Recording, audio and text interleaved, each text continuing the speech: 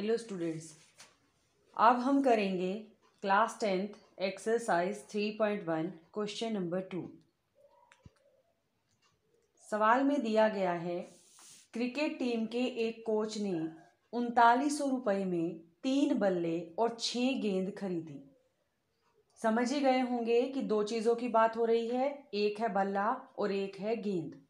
जिन चीज़ों की बात होती है हम उसी के लिए चर संख्याएं लेते हैं, यानी कि जो चर संख्याएं हैं, जो वेरिएबल्स हैं, वो हमने ले लिए हैं। माना एक बल्ले का मूल्य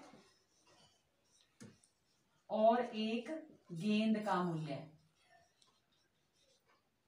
जिन दो चीजों की बात हो रही है उनके रेट का बताया गया है कि वो कितने के आते हैं।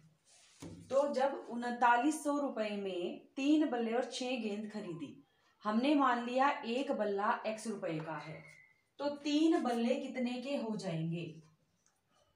अगर एक बल्ला x रुपए का है तो 3 बल्ले x को 3 से गुना कर दें, यानी 3x के हो जाएंगे। ऐसे ही एक गेंद y रुपए की है तो 6 गेंद 6y की हो जाएंगी। दोनों को मिला करके कुल जो खर्च है वो है 3900 रुपए। तो ये हमारा पहला समीकरण हो गया। इसी तरह से एक और बल्ला और उसी प्रकार की दो गेंद, एक बल्ला और दो गेंद अगर लिए जाएं तो कुल मिलाकर के 1300 रुपए खर्च होते हैं। तो ये हमारे पास दो समीकरण हो गए, यानी कि बीजगणितीय रूप में हमने इस प्रश्न को लिख दिया। अब इसी को ज्यामितीय यानी कि ग्राफ के रूप में भी दिखाना है। तो ग्राफ के रूप में दिखाने के लिए जैसा कि हमने पहले किया, जो हमारे समीकरण हैं उनके लिए हमें टेबल बनानी है। हमने पहला समीकरण ले लिया, 3x + 6y बराबर है 3900। हमने जगह बदल दी है 3x की, लेफ्ट साइड में प्लस था, राइट में गया तो माइनस हो गया। फिर हमने जगह बदल दी है 6 की, गुना में था लेफ्ट साइड में और जगह बदली तो भाग में आ गया। थोड़ा और सिंप्लीफाई करने के लिए हमने 3 कॉमन निकाल लिया, उभयनिष्ठ ले लिया। 3900 को 3 से भाग किया तो 1300, 3x को 3 से भाग किया तो x, नीचे 6 है, 3 और 6 को आपस में काट दिया तो ये बन गया 1300 - x बटे में 2। इसके लिए हमने टेबल बनानी है। टेबल ले ली हमने। वैसे तो हमें 3 वैल्यूज लेनी चाहिए, कभी कभी 2 से भी ग्राफ जो है वो पूरा बन जाता है। हमने x को ले लिया 0। अगर x 0 है, 1300 में से 0 घटाएंगे 1300 और 1300 का आधा कर देंगे यानी 2 से भाग कर देंगे तो 650। इससे बड़े नंबर भी ले सकते हैं। हमने यहां पर ले लिया है 500x को। अगर x 500 है, 13 में से 500 घट जाएंगे 800 और 800 को 2 से भाग करेंगे तो 400। तो ये हमारे पास एक समीकरण के लिए टेबल हो गई। फिर ऐसे ही हमने दूसरा समीकरण लिया, पहले की तरह ही पहले x वाला मान दूसरी तरफ गया, प्लस का 1x था, जगह बदली माइनस का हो गया। 2 गुना में चल रहा था, जगह बदली भाग में आ गया। तो ये हमारे पास वही पहले वाली जैसी ही टेबल आ गई है।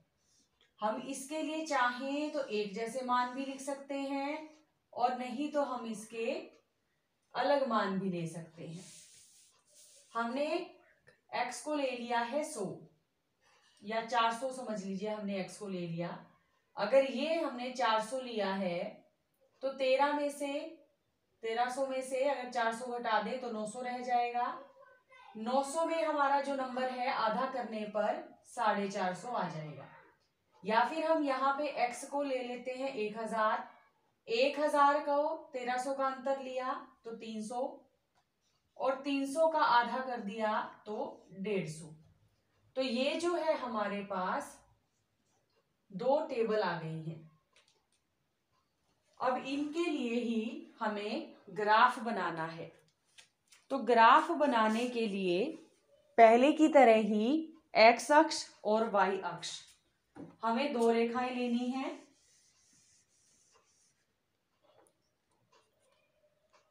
हमने इसके लिए दो रेखाएं लेनी है। ये हमने टेबल ऊपर बना ली। एक टेबल है हमारे पास एक्स वाई 0 और 650, 500 और 400। दूसरी जो हमारे पास टेबल है, ये कौन से समीकरण के लिए टेबल बनी हुई है हमारी? इसका समीकरण था 3x प्लस 6y बराबर 3900। फिर ऐसे ही जो दूसरी टेबल हमारे पास है, हमने उसको दोबारा से लिख लिया। अब उसके लिए हमारा समीकरण क्या चल रहा है? 1x प्लस 2y बराबर है 1300। इसके लिए हमने क्या मान ले रखे हैं? 400 और 450, 1000 और 150। इन्हीं के आधार पर हमें ग्राफ बनाना है।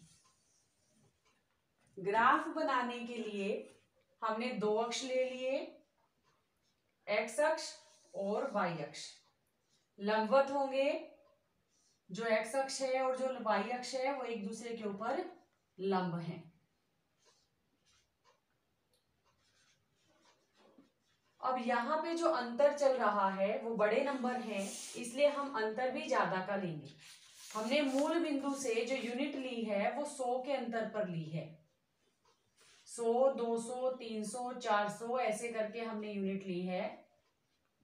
हमें 700 से ज्यादा की जरूरत नहीं पड़ेगी, तो हमने यहीं तक नंबर दिखाए हैं। ऐसे ही वाई अक्ष पर भी हमने बराबर दूरी पर मार्किंग कर दी है 100 का अंतर लेते हुए। अब पहला जो नंबर हमें चाहिए, x जब 0 है, मूल बिंदु से 0 स्टार्ट होगा, और y 650, 600 700 के बीच में जो हमारा नंबर है वो 650 होगा। यहां लिखना चाहिए तो आप लिख भी सकते हैं, 1 यूनिट 100 के बराबर है। फिर हमने x को लिया है 500 और y को लिया है 400। x हमने 500 लिया और इसकी ऊंचाई कहां तक की है? y के 400 आने तक। इन दो बिंदुओं को हमने जोड़ दिया। ये एक रेखा आ गई 3x प्लस 6y बराबर 3900 के लिए। इसी तरह से हमने दूसरे के लिए रेखा बनानी है। x जब 400 है, y जो है वो 450 है। तो ये जो एक बिंदु है हमारे पास 450 और 400 के लिए, जब x 400 और y 450। जब x 1000 है, उस वक्त 150 तक जो है ऊंचाई चल रही है, जब हमारा ये 1000 है। तो ये जो बिंदु है हमारे पास, ये आ जाता है x 1000 और y 150। अब आप ग्राफ पे भी देख सकते हैं कि अलग अलग बिंदु लेने के बाद भी जो हमारे सारे बिंदु हैं वो एक ही लाइन पर आ जाते हैं। जब ऐसा होगा तब हम ऐसी रेखाओं को संपाती रेखाएं कहते हैं। तो इस सवाल के अंदर हमें संपाती रेखाएं दी गई थी, जिसके लिए ज्यामितीय रूप यानी ग्राफ हमने बनाया। किसी तरह का कोई डाउट होने पर कमेंट बॉक्स में पूछ सकते हैं। और वीडियोस के लिए शेयर और सब्सक्राइब करें।